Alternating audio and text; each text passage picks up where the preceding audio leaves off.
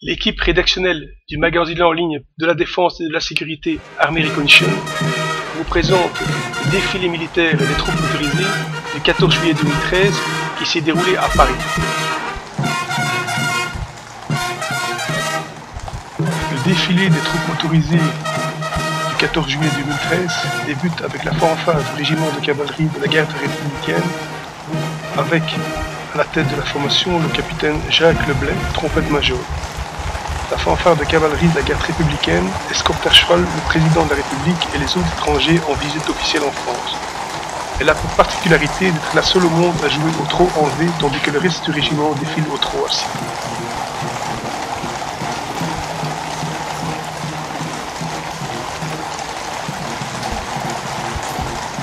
Le régiment de cavalerie de la garde républicaine, avec en tête de la formation le colonel Alain Pouligny, chef de corps, assure des missions d'honneur au profit des hautes autorités de l'État. En outre, il met en œuvre la grande escorte à cheval du président de la République et des chefs d'État étrangers en visite officielle en France et participe aux grandes cérémonies patriotiques en défilant à cheval.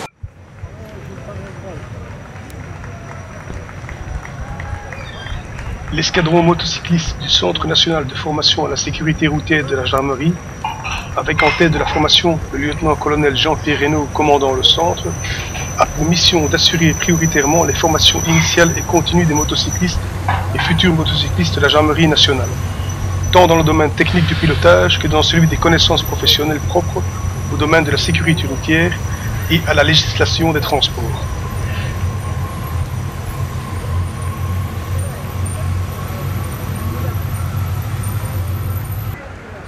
L'état-major de force numéro 3, avec en tête de la formation le général de division Philippe Pontier, commandant l'état-major de force 3, est une structure à vocation de commandement opérationnel et qui a pour mission la mise sur pied des systèmes de commandement d'une division de classe OTAN UE-ONU, 20 à 30 000 hommes, 2 à 5 brigades, dans le cadre d'un engagement multinational. Il a pour rôle de planifier et diriger la manœuvre interarmes dans la zone d'action, de suivre et coordonner la manœuvre des brigades,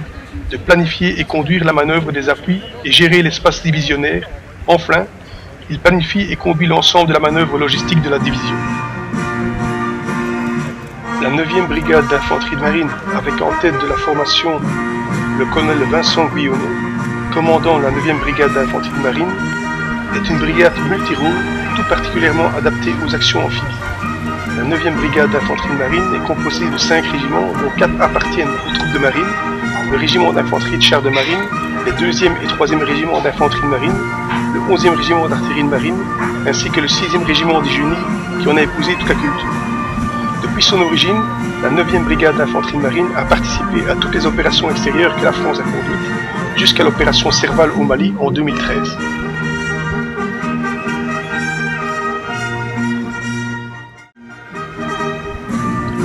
L'escadron d'aide à l'engagement, avec en tête de sa formation le capitaine François Renoul commandant l'escadron, est une unité d'aide à l'engagement qui accompagne le régiment auquel il est rattaché dans ses missions et déplacements. Il opère ainsi en avant de la brigade et couvre de larges espaces lui permettant de déceler et détruire efficacement ses adversaires dans le but de faciliter la réalisation des missions de son régiment et de contribuer à son désengagement.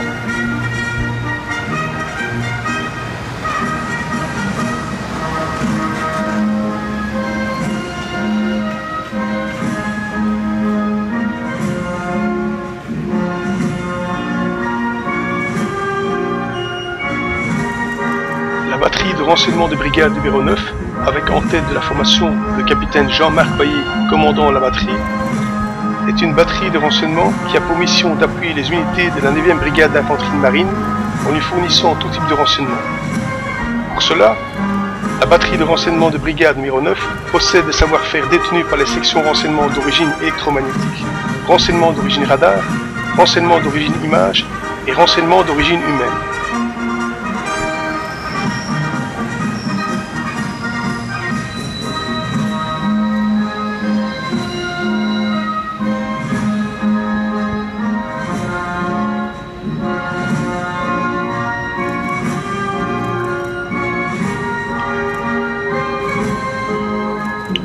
Le 3e régiment d'infanterie de marine,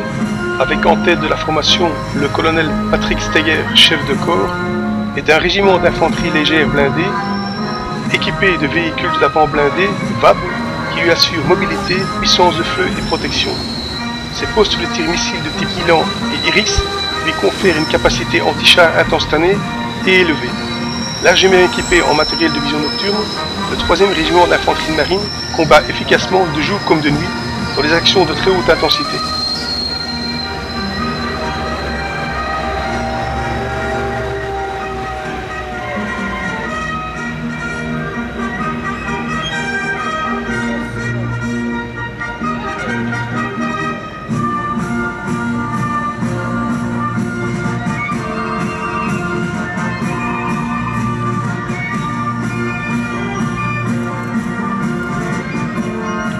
Le régiment d'infanterie de chars de marine, avec en tête de sa formation le colonel Loïc Mison, chef de corps, est doté d'une grande puissance de feu grâce à ses escadrons de combat dotés de blindés à roues AMX-6 RCR équipés d'un canon de 105 mm. A ce titre, il peut opérer en avant de la brigade et couvrir de larges espaces pour déceler et détruire ses adversaires.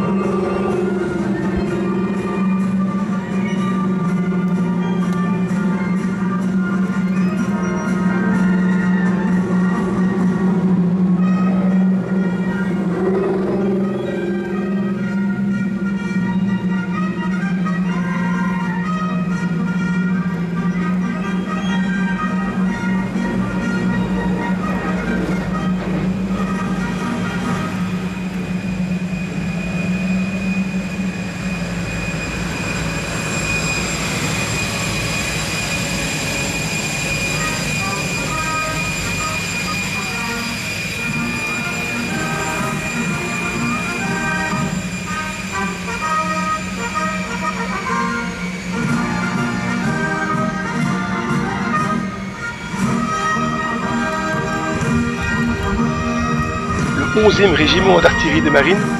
avec en tête de la formation le colonel Yves Métayer, chef de corps, est un régiment d'artillerie de marine qui fournit des appuis-feu interarmés au profit de la 9e brigade d'infanterie de marine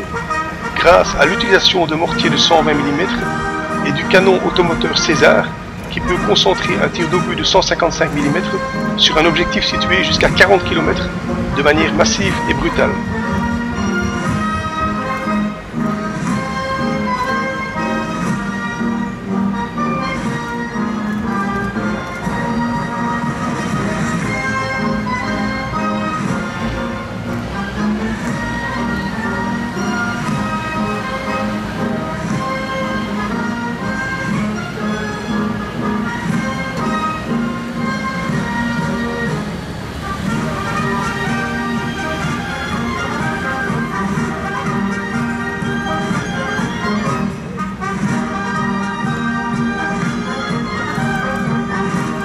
Le 6e régiment du génie,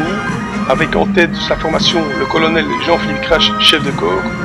fournit aux unités sur le terrain un appui à la mobilité, ouverture d'itinéraire, déminage, un appui à la contre-mobilité, réalisation d'obstacles pour freiner l'ennemi ou renforcer une position défensive, et une fonction d'appui au débarquement et de soutien à la manœuvre amphibie de la 9e brigade d'infanterie de marine.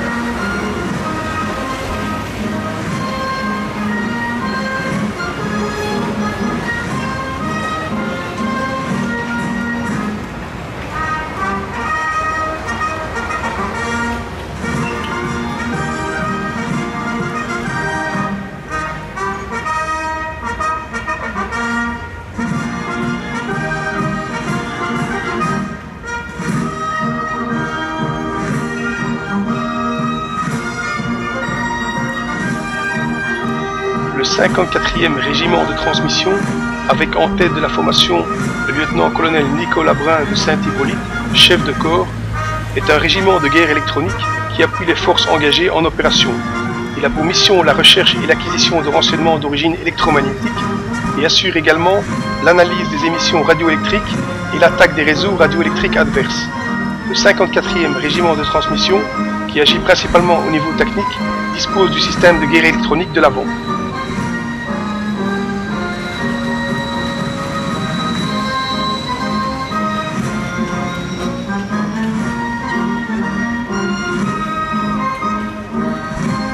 L'escadron de défense sol-air Tursan,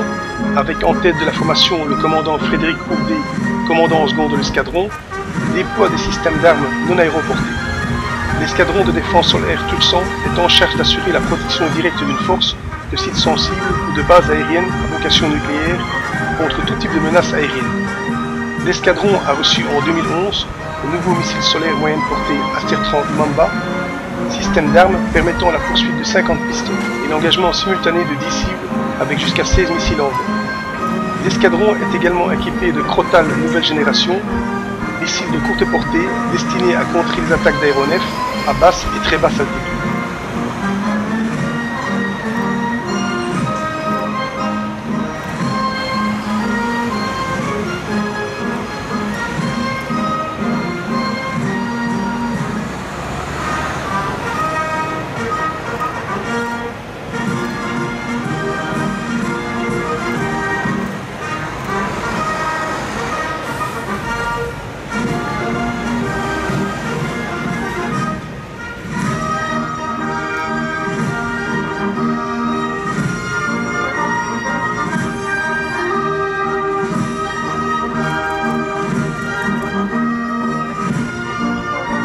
La base pétrolière interarmée,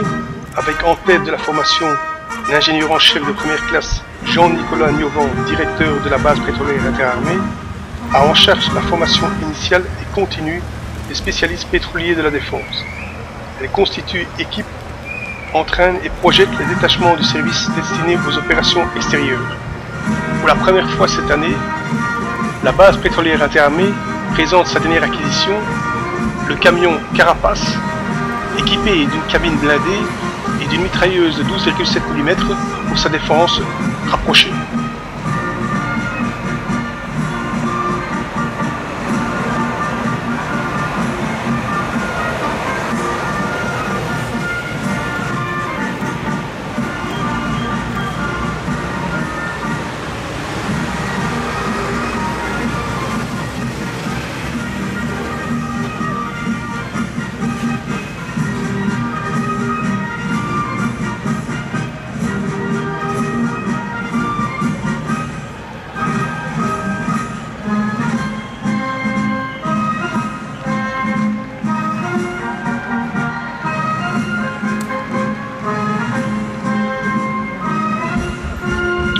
La brigade de sapeurs-pompiers de Paris, avec en tête de la formation le général Gilles Glin, commandant la brigade de sapeurs-pompiers de Paris, a pour mission le secours, la défense contre les incendies et la lutte contre les sinistres, catastrophes et risques technologiques et urbains dont les risques NBC. Les pompiers reçoivent des formations spécifiques en secourisme et dans la spécialité incendie-sauvetage. Intervenant dans une mégalopole de près de 7 millions d'habitants, dans le cadre de plus de 200 types d'interventions différents, les sapeurs-pompiers de Paris sont des spécialistes du risque et du secours.